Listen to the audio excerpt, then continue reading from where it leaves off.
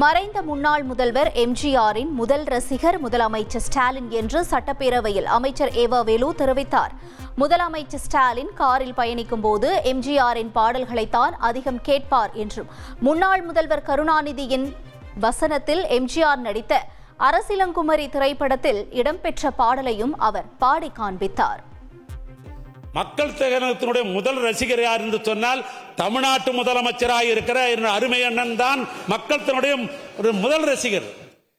அவர் காரில் போறாருன்னு சொன்னாக்கா அவரோட நாங்கள் பயணிக்கிறோம். நான் அண்ணன் நேரு போன்றவர்கள் எல்லாம் பார்த்தீங்கன்னா பழைய பாடல் எம்ஜிஆர் பாடல் என்று சொல்லப்படுற பாட்டு தான் அவர் கேட்டுருப்பார் எப்பொழுதும்.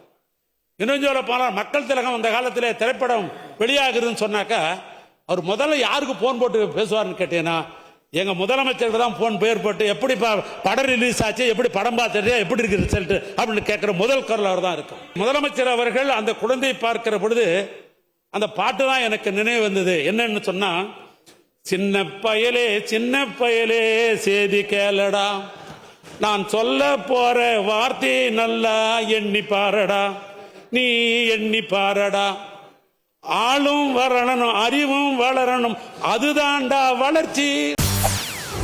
செய்திகளை உடனுக்குடன் தெரிந்து கொள்ள உடனே சப்ஸ்கிரைப் பண்ணுங்க.